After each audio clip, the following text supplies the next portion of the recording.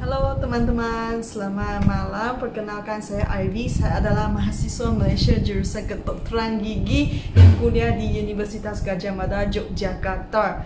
Nah, hari ini saya bikin video ini atas request dari salah satu subscriber saya, Roni ya.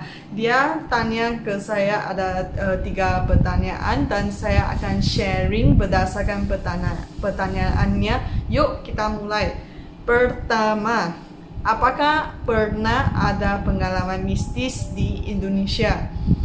Jawabannya ya, ada. Kalau nggak ada, nggak bikin video ini ya. Ya, itu ada sih.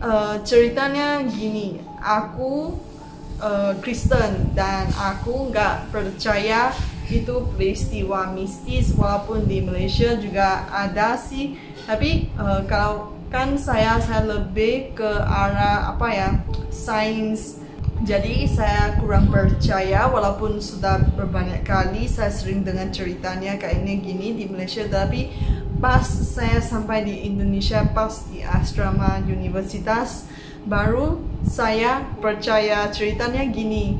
Itu teman saya di asrama Bulak Sumur, dia nggak suka kunci kamarnya. Terus suatu hari dia lagi di dalam kamarnya, terus ada satu cewek buka pintu masuk gitu, lihat dia terus pergi. Nah, itu bikin kaget dia loh.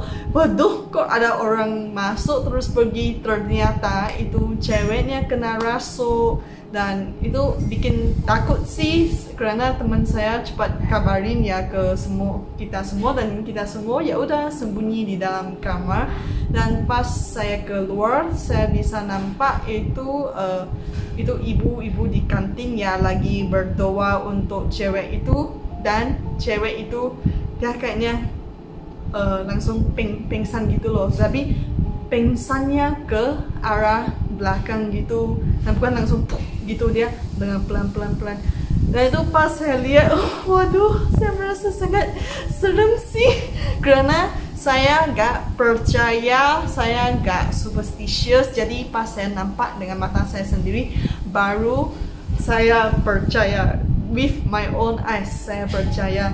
Dan itu kena rasuk, saya rasa lebih kurang ceritanya. Kita cross check ya, apakah sama di Malaysia. Cewek yang dirasuk itu dia tiba-tiba kuat sampai harus butuh 4 laki untuk tahan. Dia bisa lempar kursi, lempar meja ya. Dan biasanya bikin serem sih, karena jerit-jerit juga ya. Itu saya dengar cerita ini dari salah satu kakak tingkat saya. Dia kuliah di Universitas Utara Malaysia, dan dia masih ingat jam 3 pagi, 4 pagi, subuh ya, dibangunin, terus diminta kumpul di dewan. Dewan itu kayaknya GOR di Indonesia ya. Terus mereka duduk, di depannya ada satu cewek kena rasuk, dan itu semua ustaz lagi berdoa untuknya, dan 4 laki lagi tahan. Dan pas itu dia nangis parah sih. Selepas itu dia telepon kembali ke ibunya, bilang, "Mama, saya pengen pulang, kasihan sekali ya." Dan pas dia liburan semester pulang, dia langsung makan babi. Karena ada kepercayaan di Malaysia ya, kalau itu kena rasuk, itu mungkin karena nggak makan babi sih. Itu saya kurang tahu ya, tapi itu cakap orang macam itu, dan saya juga kurang tahu itu menurut mereka gitu.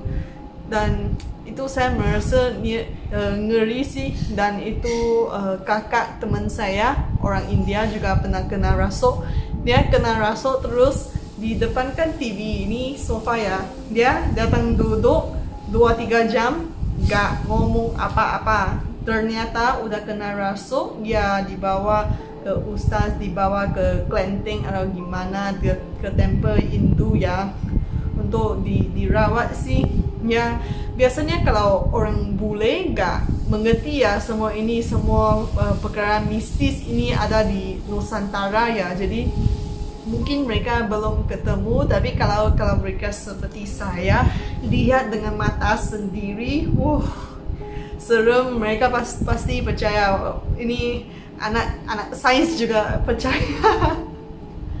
Pertanyaan kedua, pengalamannya nulis skripsi di UGM. Nah, kalau teman saya yang kuliah kedokteran gigi di India, di Malaysia, mereka nggak usah nulis skripsi di S1-nya, tetapi kalau di Indonesia di UGM ya, itu S1 harus nulis skripsi, dan menurut saya itu pengalamannya sangat bagus. Soalnya walaupun bukan S2, S3, S1 nulis skripsi, tapi itu pengalaman penting buat yang mau melanjutkan, dan juga pengalaman loh, karena menulis skripsi itu bukan projek kecil, itu projek besar. Jadi kamu belajar untuk menguruskan waktunya, mengatur waktunya untuk menyiapkan proses skripsi ini.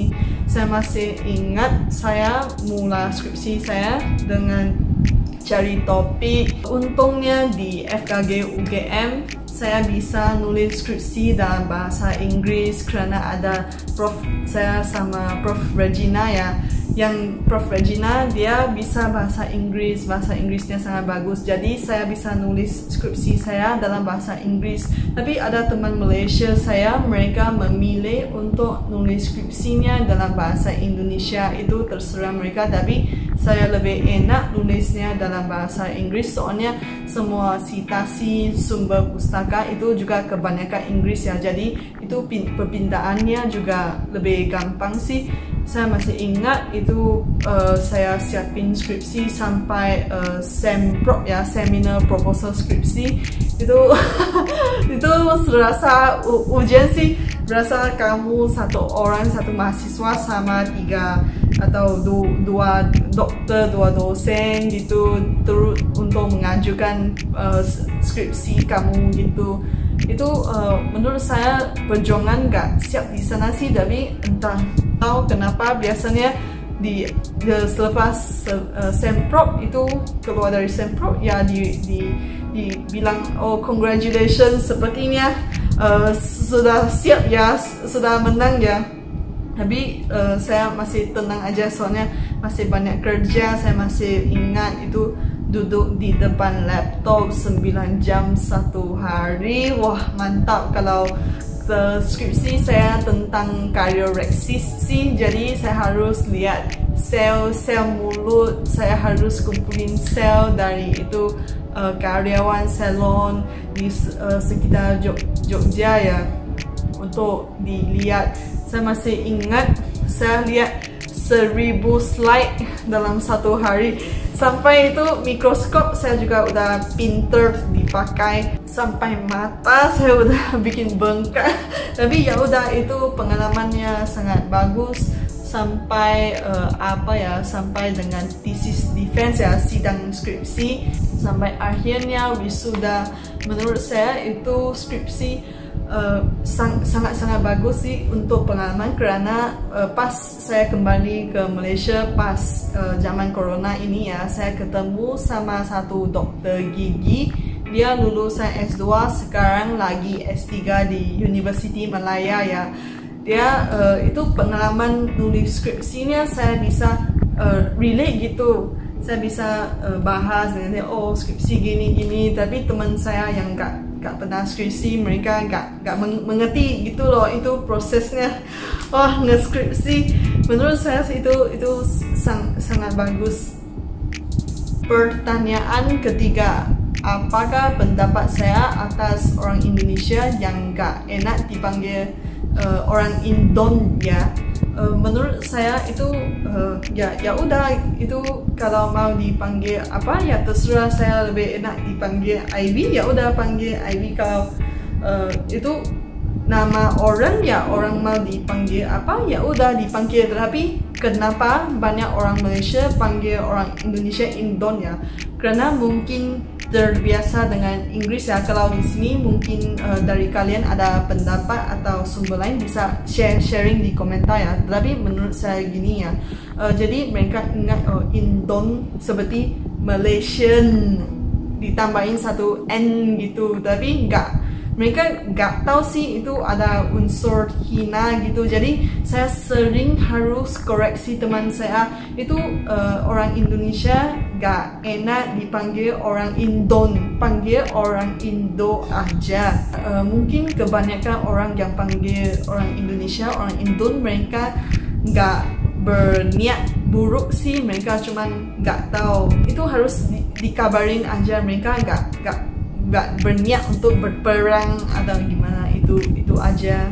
Nah, sampai sini sesi Q&A-nya. Kalau kalian ada pertanyaan bisa komen di komentar. Kalau suka video ini kasih like, kalau suka saya kasih subscribe. Sampai kita jumpa lagi, bye bye.